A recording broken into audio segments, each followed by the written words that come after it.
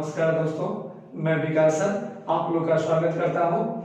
आज हम लोग पढ़ेंगे साधारण ब्याज, सिंपल इंटरेस्ट। साधारण ब्याज के बारे में कहा जाता है कि जब हम किसी व्यक्ति से कुछ कर्ज लेते हैं या किसी व्यक्ति को कर्ज देते हैं, दोनों केस में हमें जो ब्याज मिलता है, दिए गए धन के बदले में या लिए गए धन के बदले में जो ब्याज मिलता है, उसी ब्याज को हम लोग साधारण ब्याज कहते हैं। जैसे कि एग्जाम्पल हम लोग समझ ले कि मान लीजिए हम किसी आदमी को 10,000 रुपया दिए, अब वो हमें उसके बदले में 2,000 रुपया दे रहा है ब्याज के रूप में, तो ये जो 2,000 रुपया हमारा ब्याज होगा ये साधारण ब्याज होगा। तो साधारण ब्याज मैथ में हालांकि दो तरह का ब्याज, एक साधारण ब्याज, दूसरा चक्रवृद्धि ब्याज। तो साधारण ब्याज कहा जाता है कि हर एक साल हमारा सेम होता है। इसमें आप पहला साल जो ब्याज लगता है, दूसरा साल भी हमारा वही ब्याज लगता है, तीसरा साल भी हमारा वही ब्याज लगता है। लेकिन वही जब हम चक्रवृद्धि ब्याज में जाते हैं तो पहला साल का ब्याज और जो दूसरा साल का ब्याज होता है तो दोनों बदल जाता है। क्योंकि वहां पर पहला हम लोग पढ़ेंगे वहां भी चक्रवृद्धि ब्याज में कि पहला साल जो हमारा ब्याज लगता है वो मूलधन पर लगता है चक्रवृद्धि ब्याज में, लेकिन दूसरे साल जो वहां पर ब्याज लगता है वो मिश्रधन पर लगता है। तो हम लोग इसके फार्मूला को देख ले थोड़ा, जिससे हम साधारण ब्याज निकालते हैं। बहुत ही सामान्य फार्मूला है, SI बराबर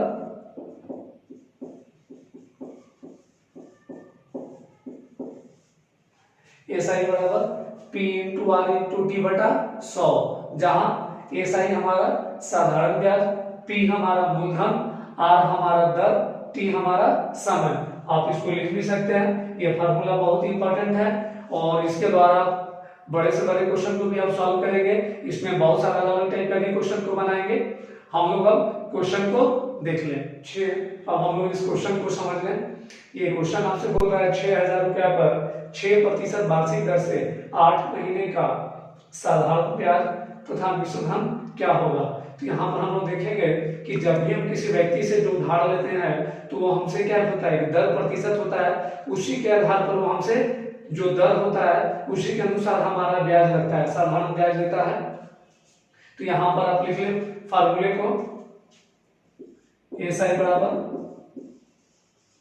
P, तो हमारा P में कितना है 6,000, R कितना दिया है 6%, तो अब 6 इंटू, यहाँ पर हम लोग ध्यान देंगे कि जब भी हमारा जो समय होता है वो समय हम लोग वार्षिक ब्याज के रूप में लेते हैं। जब भी आप जो फार्मूला लगाते हैं SI बराबर P into R into T बटा 100, तो उसमें हमारा जो टाइम होता है उसको हम लोग एक वर्ष ईयरली लेते हैं। तो यहाँ पर ध्यान देंगे ये हमारा 8 महीना दिया है, इस महीना को हमको वर्ष में बदलना होगा और नीचे हमारा क्या होता है 100, तो महीना को वर्ष में बदलने के हम 12 से भाग दिए। अब हमारा 0 से 0 कट गया। अब यहाँ पर हम लोग ध्यान देंगे थोड़ा, 6 दूनी 12, 208, 60 गुना 4, 240, ये 240 रुपया हमारा ब्याज निकल गया। अब हमारा क्वेश्चन में पूछ रहा है मिश्रधन क्या होगा। तो मिश्रधन जो मूलधन प्लस ब्याज होता है, जिसको हम अमाउंट लिखते हैं, तो अमाउंट बराबर फार्मूला होता है P प्लस SI। यहाँ पर हम लोग ध्यान देंगे थोड़ा, मिश्रधन बराबर मूलधन प्लस ब्याज, तो ये हमारा हो गया मूलधन 6,000 प्लस ब्याज हमारा आ गया 240। इस प्रकार हमारा आ गया 6,240। इस प्रकार काफी आसानी से बना सकते हैं। अब हम लोग अगले क्वेश्चन को देख लें। अब हम लोग इस क्वेश्चन को समझ लें। क्वेश्चन आपसे कह रहा है 4500 रुपया हमारा धन जो कि मूलधन होता है वो P कितना दिया है, इसको लिख लीजिए 4500। अब हमसे क्वेश्चन में यहाँ जो बोल रहा है कितने प्रतिशत वार्षिक साधारण ब्याज की दर से, मतलब वो दर क्या है जिससे 4 वर्ष में 5,940 रुपया हो जाएगा। तो यहाँ पर हम लोग थोड़ा ध्यान देंगे कि P हमारा जो दिया है वो 4 वर्ष दिया है और 5,940 रुपया हो जाएगा। यहाँ पर थोड़ा ध्यान देना है कि कोई भी धन अगर कुछ समय बाद जब उसमें ब्याज जुड़ जाता है तो वो मिश्रधन बन जाता है। कोई भी धन जब हम किसी से उधार लेते हैं या किसी को उधार देते हैं, तो अगर हम किसी को उधार देते हैं तो 2 साल बाद हमको लौटाता है, तो क्या लौटाता है? मूलधन और ब्याज दोनों को जोड़कर, तो वो क्या बन जाता है? मिश्र धन बन जाता है। तो यहाँ भी क्वेश्चन में हमारा जो हो रहा है 5,940 रुपया, ये क्या बन रहा है? मिश्र धन बन जा रहा है। यहाँ पर लिख लें अमाउंट बराबर अमाउंट, जिस मिश्र धन जिसको इंग्लिश में आप अमाउंट बोल रहे हैं 5,940। अब यहाँ पर आप जब आपको मिश्र धन और मूलधन पता चल गया तो हम लोग यहाँ पर ब्याज निकाल सकते हैं। अमाउंट बराबर P प्लस SI, यहाँ पर SI निकालना है, तो अमाउंट माइनस P, अमाउंट हमारा दिया है 5,940 माइनस मूलधन दिया हमारा 4,500, इसको हम लोग माइनस कर दें 0 4, 9 में से 5 गया 4, 5 में से 4 गया 1, 1,440 रुपया। अब हमको यहाँ पर ब्याज पता चल गया है, मूलधन हमको पता है और टाइम भी पता है, और क्वेश्चन में हमसे रेट पूछा जा रहा है, तो आप फार्मूला फिर से लगा दीजिए। SI बराबर P into R into T बटा 100। तो हमारे यहाँ पर SI हो गया 1,440, P हमारा आ गया 4,500, रेट निकालना है, टाइम हमारा दिया 4 बटा 100, 0 से 0 कट गया। अब यहाँ पर हम लोग ये दोनों को गुना कर दें, 1,440 बराबर 45, 4 बचे 20, 4 चक 16 और 2 18 गुना R, ये 0 से 0 कट गया, 18 से 8 बार में, तो रेट हमारा हो गया 8%। इस प्रकार आप काफी आसानी से रेट निकाल सकते हैं। हमें उम्मीद है कि सभी बच्चों को समझ में आया होगा। अब हम लोग अगले क्वेश्चन को देख लें। अब हम लोग इस क्वेश्चन को समझ लें। यहाँ पर आपसे बोल रहा है 18,000 रुपया 6 वर्षों के लिए साधारण ब्याज के अंतर्गत कर्ज दिया जाता है। अब यहाँ पर हमारा मूलधन दे चुका है क्वेश्चन में, यहाँ पर हम लिख लें P 18,000, टाइम हमारा दिया है 6 वर्ष। तो अब हम इसमें थोड़ा पढ़ेंगे आगे कि 6 वर्षों के लिए साधारण ब्याज के अंतर्गत कर्ज लिया जाता है। अब यहाँ पे थोड़ा ध्यान देना का हमको कि प्रथम 4 वर्ष के लिए 8%। अब यहाँ पर हमारा एक कंडीशन लग गया है कि 6 साल में वो अलग अलग टाइम को बांटा है, तो पहला 4 साल के लिए कितना कर रहा है, आप लिख सकते हैं कि 4 साल के लिए 8%, उससे अधिक समय के लिए 15% निश्चित की गई। तो उससे अधिक मतलब क्या है, टोटल 6 साल था, तो हम 4 साल ले लिए, तो बचा मेरा कितना 2 साल, तो 2 साल के लिए 15% निश्चित की गई। तो बताएं समय के अंत में कितना रुपया वापस कर्ज लौट आएगा। ठीक है, तो हमारा कर्ज लौट आएगा मतलब क्या, हमसे मिश्र धन, क्योंकि जब हम किसी से भी कर्ज लेते हैं तो उसको जो लौटाते हैं मूलधन और ब्याज दोनों को लौटाते हैं, तो मूलधन और ब्याज जब दोनों को जोड़ देते हैं तो हमारा क्या बनता है, मिश्र धन बनता है। तो मिश्र धन हमसे पूछा जा रहा है, तो मिश्र धन निकालने के लिए सबसे पहले हमको क्या निकालना होगा, ब्याज, क्योंकि मूलधन हमको पता है। तो हम लोग चलिए ब्याज को निकाल लें। ब्याज जिसको हम SI कहते हैं, तो SI बराबर P ले लेंगे 18,000। अब हमारा अलग अलग साल के लिए अलग अलग रेट है, तो 4 साल के लिए 8%, तो आप इसको लिख लीजिए 4 गुना 8 प्लस 2 साल के लिए 15% है, तो 2 साल का हम लेंगे, तो ये 15% का ईयरली, तो 2 साल का 15 दूनी 30, तो 2 गुना 15, अब बटा हमारा कितना आ गया 100, क्योंकि फार्मूला में हमारा होता है। इसको हम लोग सॉल्व कर लें, 18,832, 15 दूनी 30, 100, ये 0 से 0 हमारा कैंसिल हो गया। अब इसको हम लोग जोड़ लें थोड़ा, 180 गुना 62, ये हमारा आ गया 11,000। आप इसको गुना करेंगे 62 गुना 18, 11,160। बहुत सारे बच्चे का मन होगा कि गुना कैसे कर दिए डायरेक्ट, तो इसके पहले गुना का भी आपको मल्टीप्लिकेशन का वीडियो बनाया है, आप प्लेलिस्ट में जाके देख लें। 11,160 ये SI हो गया। अब हमसे पूछ रहा है मिश्र धन, तो अमाउंट बराबर P प्लस SI, तो हमारा P दिया था 18,000 प्लस 11,160, ये ब्याज आया, इसको जोड़ देंगे 0 6 1 18 1 19 10 29। इस प्रकार हमारा जो विशुद्धन आया 29,160। ठीक है, अब हम लोग अगले क्वेश्चन को देख लें। अब हम लोग इस क्वेश्चन को समझ लें। ये क्वेश्चन जो है हमारा थोड़ा अभी अलग है।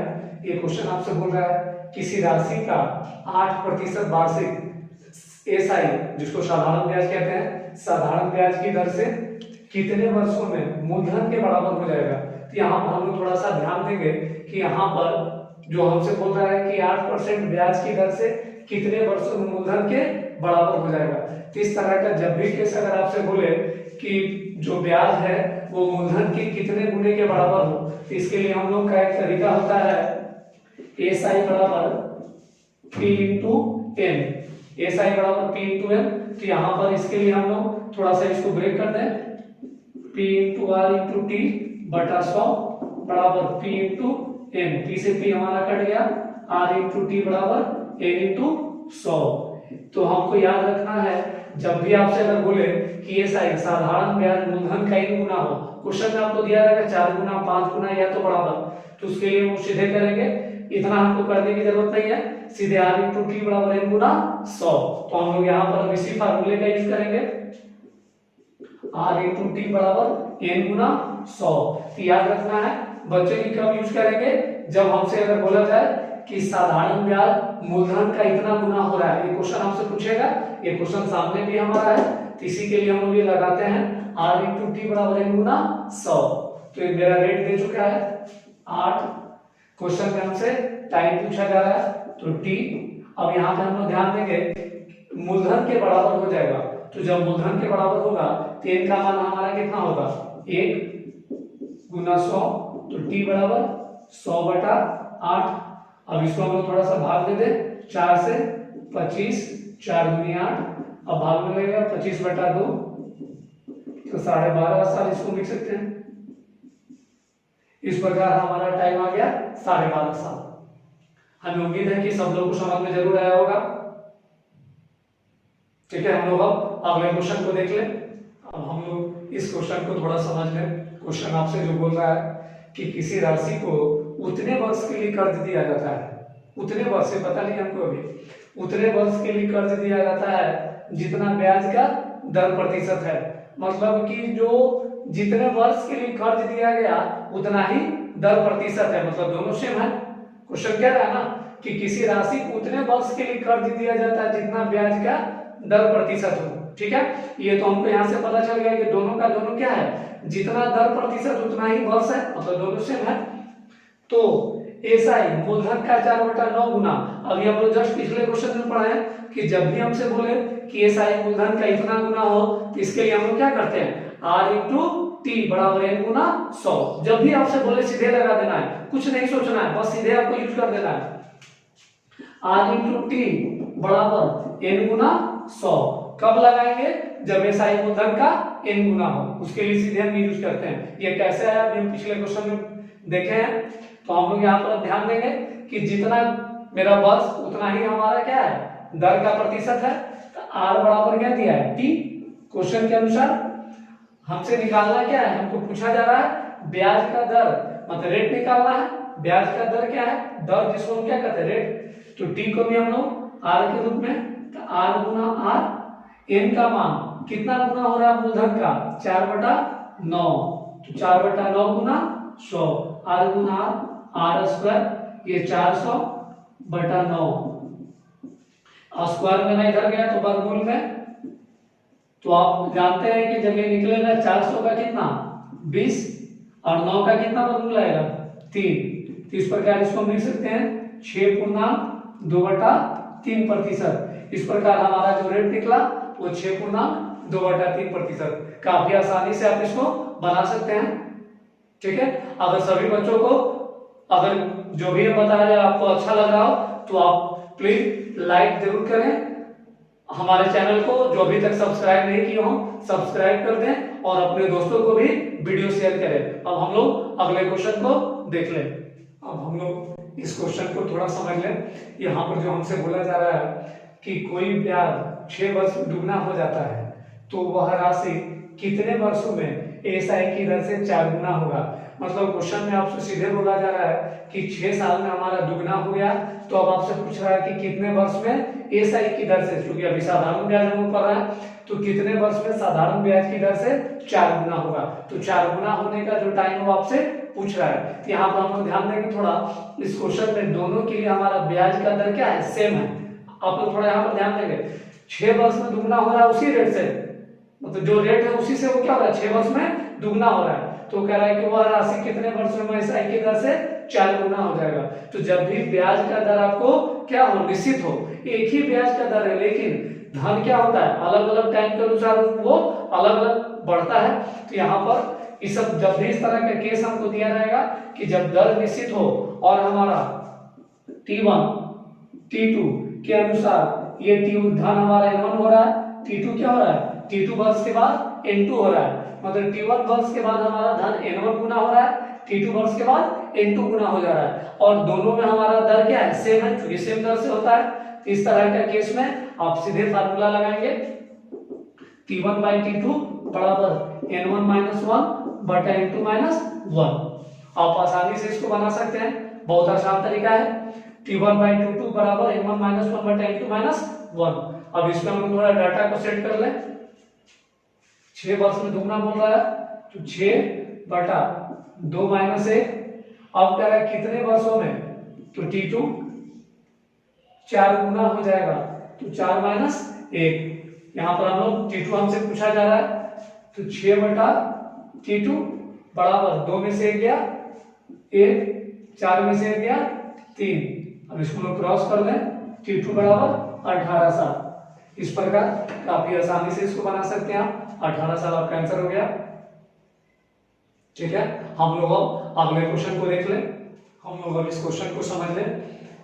400 रुपया की राशि 4 वर्षों में 480 रुपया हो जाती है। यदि ब्याज को 2% बढ़ा दी जाए तो वह कितनी होगी। अब हम लोग यहाँ पर ध्यान देंगे कि हमारा मूलधन तो 400 रुपया दिया है और टाइम हमारा दिया है 4 साल, और ये कितना हो जा रहा है, 480 रुपया।